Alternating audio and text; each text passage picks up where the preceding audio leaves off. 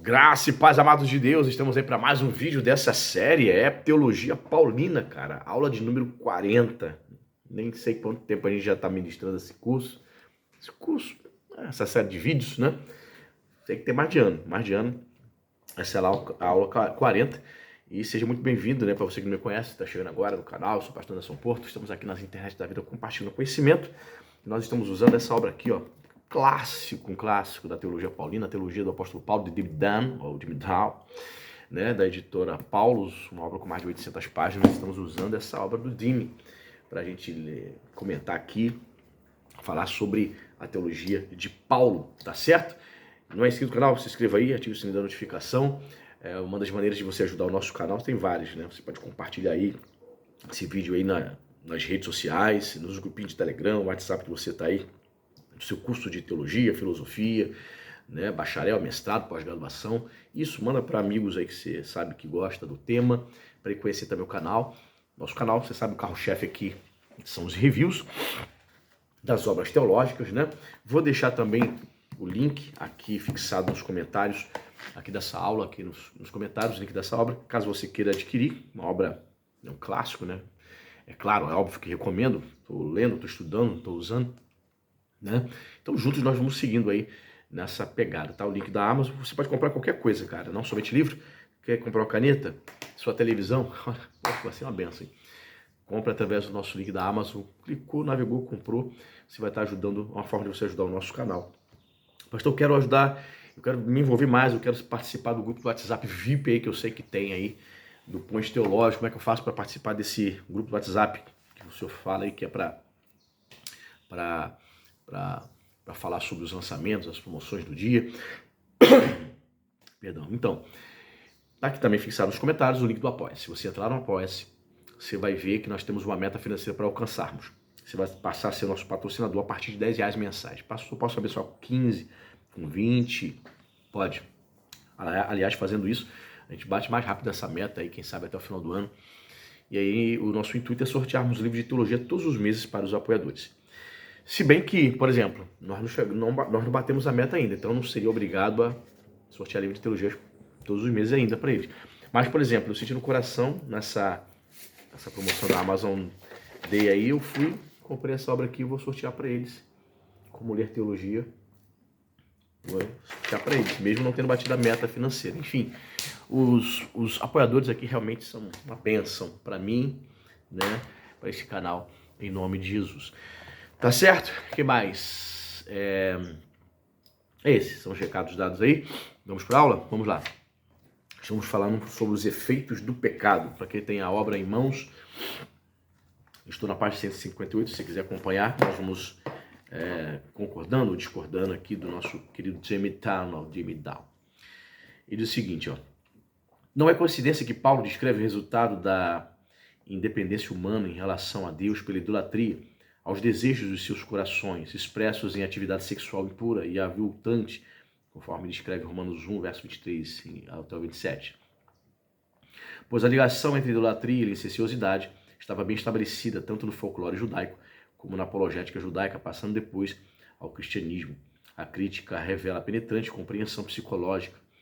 Isso aí é curioso, né? Se você estudar aí a história dos povos, a história das civilizações, das religiões, você observa isso muito presente, né? Os cultos aos deuses da deusa, geralmente as deusas da fertilidade, e sempre nesses cultos os sacerdotes, né, com danças frenéticas, com relações sexuais ali com os adoradores desses deuses ou dessas deuses, sempre presente, né, a licenciosidade, a imoralidade. Você percebe que Satanás, sim, desde os primórdios, ele sempre tentando degradar o homem, distorcer a questão do sexo, que é uma bênção de Deus para os homens, e distorce, torna algo bizarro, ele mescla com a devassidão, mescla o sexo com a religião, e havia muitos cultos assim, né? Se você também voltar, como foi dito aqui, no contexto da história de Israel, Israel também adorou um deus chamado Baal Peor. Baal, não é pior, não, é Peor. Baal Peor, que era um deus que era adorado desta maneira, através da licenciosidade e da moralidade sexual. Então, no contexto do Antigo Oriente, Próximo e também no Ocidente, entre os gregos e os romanos, haviam também essas coisas, né? É curioso. O que diz mais aqui? A crítica revela a penetrante compreensão psicológica, porque se o instinto de servir alguém maior que nós mesmos, um ser ou uma causa maior, está profundamente arraigado na psique humana, o instinto de reprodução, ou seja, o impulso sexual, também é fundamental para todas as espécies vivas. E se um pode ser mal orientado, assim também o outro. E quanto mais fundamental o impulso, tanto mais profundamente desorientadora será a distorção. A preocupação obsessiva com o sexo, tão característica da sociedade contemporânea, e que em diferentes graus domina a literatura e a arte das gerações antigas, atesta a validade da percepção de Paulo e dos antigos judeus sobre o assunto. A independência em relação a Deus pode rapidamente tornar-se entrega à satisfação dos apetites, ou mais que isso, escravização ao prazer. Conforme cita aqui Romanos capítulo 6, verso 15 e 23. Todavia, devemos tomar cuidado para não exagerar a posição de Paulo. Ele chama a manifestação imediata do pecado de epitimia, termo que já encontramos diversas vezes no parágrafo 4. Epitimia pode ser usado em sentido neutro ou bom com significado de desejo, né? Geralmente traduzido nas nossas Bíblias como desejo, cobiça, né? Assim, em outras passagens, Paulo expressa grande desejo de vos ver, epitimia, 1 Tessalonicenses 2,17, e deseja de partir e estar com Cristo, Filipenses 1,23. Porém, mais tipicamente, Paulo usa epitimia ou epitímia em sentido mal, desejo de algo proibido, cobiça, concupiscência. Este é o efeito imediato do pecado nas duas referências seguintes de Romanos. O pecado provoca o desejo do corpo mortal, Romanos 6,12. Foi o pecado que despertou a concupiscência de Paulo, Romanos 7, versículos 7 e 8. E um capítulo 1, 24, Romanos 1, 24, temos provavelmente uma alusão ao Salmo 78, 29. Deus os entregou segundo a epitimia dos seus corações, segundo os desejos dos seus corações. Referindo-se ao episódio das codornizes no deserto, Números capítulo 11, verso 31 a 5. Então, quando se lê Paulo, cara, a gente tem que prestar muita atenção nisto. Veja aí que ele utiliza o mesmo termo, mesma palavra grega, né, para falar sobre desejo, mas o contexto é que vai te dar o entendimento acerca se esse desejo, essa epitimia está se referindo a algo positivo ou algo negativo, algo mal ou algo bom. Tem o desejo de partir e estar com Cristo, Filipenses 1:23. É óbvio que epitimia aqui é usado no contexto de almejar, né? Desejar, almejar. Mas, geralmente, a expressão é utilizada no que se refere à cobiça da carne, à obra da carne, né?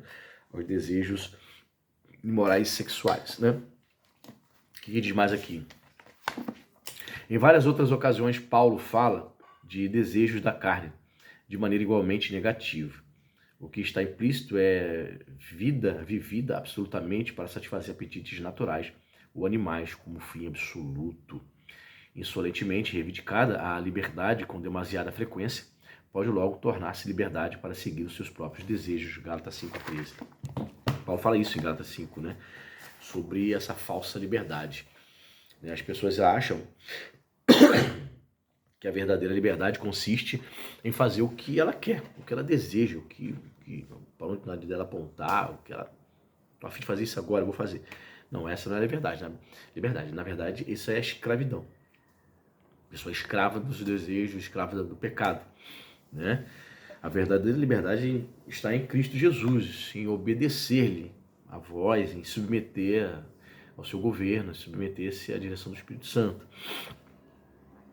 As cartas paulinas posteriores falam do homem velho que se corrompe ao saber das concupiscências enganosas, Efésios 4:22, de desejos insensatos e perniciosos que mergulham aos homens na ruína e na perdição, 1 Timóteo 6:9. Escravização a toda sorte de paixões e prazeres, Tito 3:3. O pecado, podemos dizer, é o poder que transforma a epitimia, o desejo, a cobiça, de algo neutro ou positivo em algo prejudicial. de desejo e concupiscência. Pegou? É o poder que volta o desejo sobre si mesmo na satisfação destrutiva dos apetites. Depois de mais de 30 anos, irmãos, confesso a você, 30 anos servindo a Cristo, parece-nos que a vida cristã, a gente pode sintetizar, uma das formas de sintetizar a vida cristã é a seguinte: todos os dias você tem que renunciar aos seus desejos. Porque grande parte dos nossos desejos são para o mal, porque nós possuímos uma natureza caída, né? Paulo desenvolve isso, essa teologia em Romanos, né? Possuímos uma natureza pecaminosa, uma natureza caída, precisamos nos revestir do novo homem, porque o velho homem ele é corrupto, o velho homem quer que você volte a velhas práticas, enfim. Perdão. A vida cristã, ela, portanto, consiste de renúncia diária. Por isso que Jesus vai dizer, quem quer me seguir tem que tomar a cruz. As pessoas acham que tomar a cruz é tipo assim, vou viver a vida tribulada. Tomar a cruz, não é só isso, viver a vida tribulada. Tomar a cruz, quem tomava a cruz na antiguidade, ele estava tomando a cruz para quê? Para morrer. A pessoa havia sido decretada uma pena de morte para aquela pessoa e ela tinha que carregar sua própria cruz até o lugar da sua execução.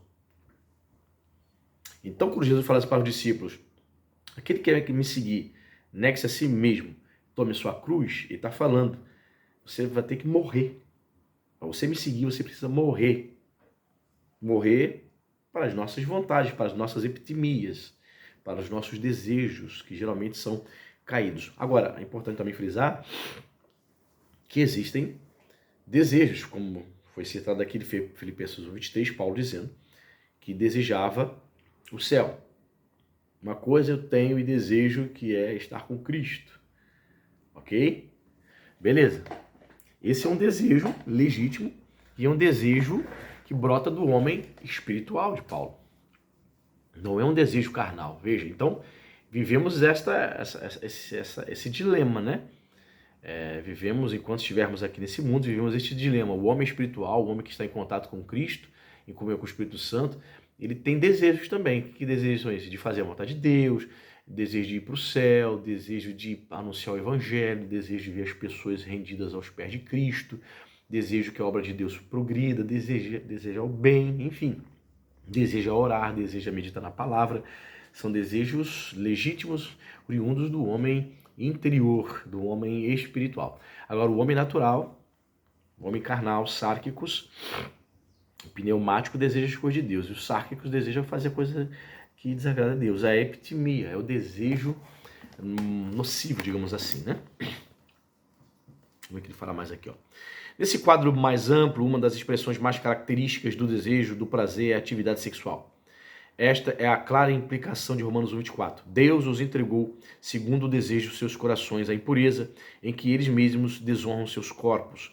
Impureza, a palavra impureza, vem do grego akatarsia, tipicamente denota a imoralidade sexual. E eles mesmos desonraram seus corpos.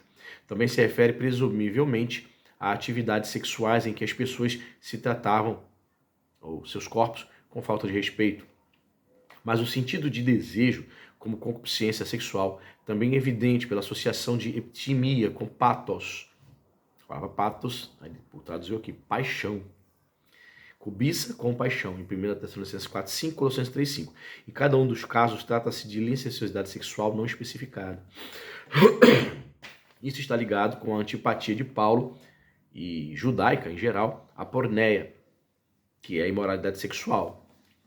Aí vem a palavra pornografia, né? A porneia, todo tipo de imoralidade sexual, não somente visual, contato com internet, com revistas, né, de pornografia, mas, por exemplo, livros, né? As pessoas nem pensam sobre isso, né? Livros imorais, existe. Contos eróticos, peças teatrais, filmes, obras de arte.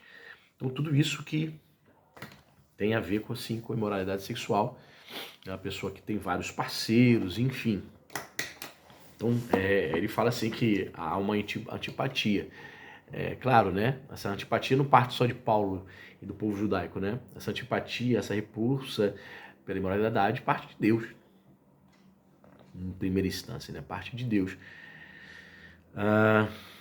Então, a porneia, a imoralidade sexual, provavelmente cobre toda a faixa de relações sexuais ilegais. A preocupação de Paulo quanto à porneia como perigo constante,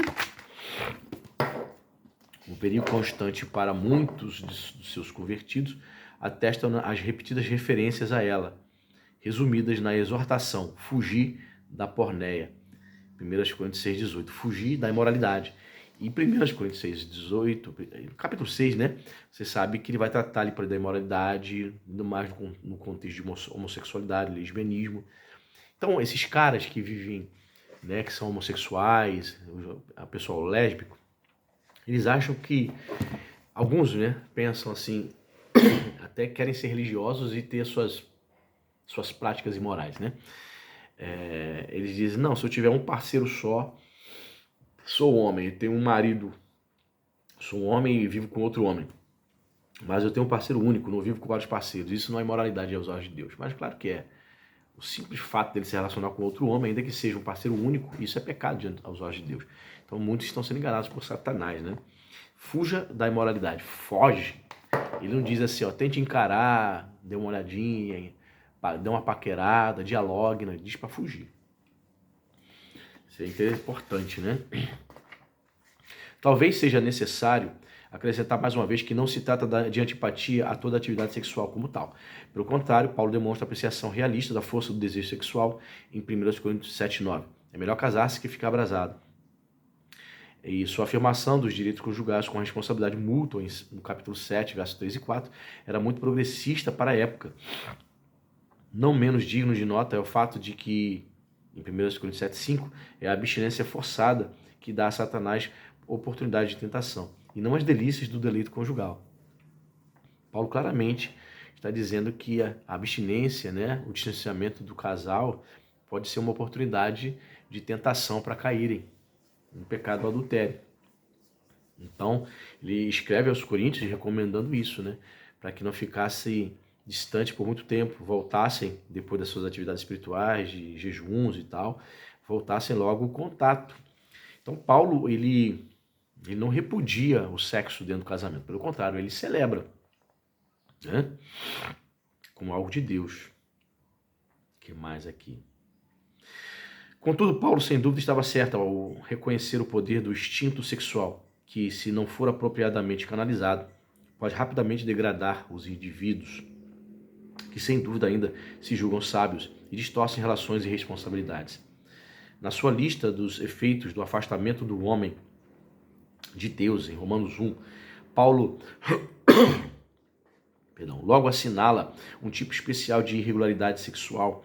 A prática homossexual, tanto entre mulheres como entre homens, o fruto de paixões alvitantes, Romanos 1, 26 e 27. Este é o ponto sobre o qual a tradição judaica e a primitiva tradição cristã insistiram contra a cultura greco-romana contemporânea, na qual a prática homossexual era perfeitamente aceitável e até altamente considerada. E vou dizer para você, o negócio era sinistro.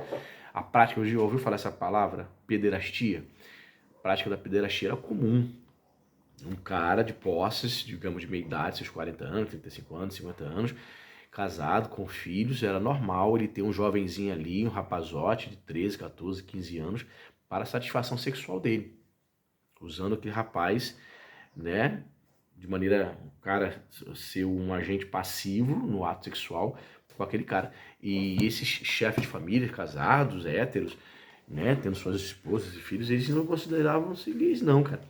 Era uma questão cultural. Ter um rapazote ali, né, enquanto adolescente, para a satisfação sexual dele.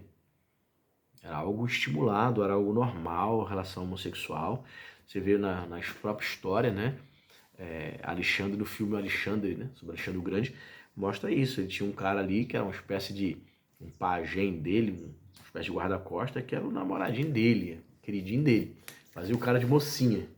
Então note, nesse ambiente pecaminoso é que a igreja chega, cara. Um ambiente greco-romano. Ele diz mais aqui, ó.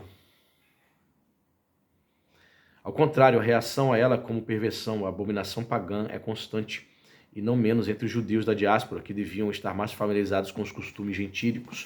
A reação de Paulo está firmemente enraizada na tradição judaica, conforme 1 Coríntios 6,9 afirma. Ele considera a prática homossexual contrária à natureza, como consequência de vida que se afastou de Deus. Esta é a ira de Deus, conceder aos humanos os seus desejos, quando seus desejos são concupiscências, conceder às mulheres e aos homens suas escolhas licenciosas e as consequências dessas escolhas. Paulo vê, portanto, os efeitos do pecado, principalmente na distorção dos dois instintos principais da humanidade. Pois é. O impulso sexual não é o mais fundamental, mas da mesma maneira como o impulso sexual pode ser sublimado e redirecionado para outros canais, assim o impulso instintivo de entregar-se a alguém maior pode ser sublimado e redirecionado. Quando está separado da verdade de Deus, torna-se força mais destrutiva do que criativa.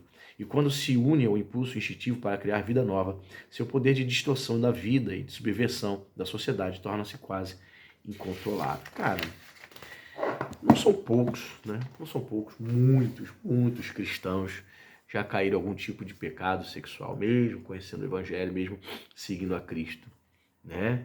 Muitos já traíram suas esposas, seus esposos, muitos jovens, casais namorados tiveram relações sexuais antes de casar. A maioria dos cristãos, principalmente no Brasil aqui, infelizmente, a maioria dos casaizinhos que você vê nas igrejas aí, casando, já tiveram relação sexual antes, às vezes casa às pressas porque está grávida, é ridículo, né? Por quê? Porque o impulso sexual, o pecado sexual, infelizmente é um pecado muito comum e que muitos tropeçam, né? Mas em tudo isso, a gente precisa que na palavra, a Bíblia diz que se nós confessarmos os nossos pecados, Ele é justo e fiel para nos perdoar, e seu sangue nos purifica. Nós temos que buscar perdão e seguir, procurar andar na linha em santidade. E é isso aí. Na próxima aula a gente vai continuar falando sobre, né, os efeitos do pecado. Tá certo? Deus abençoe e até a próxima.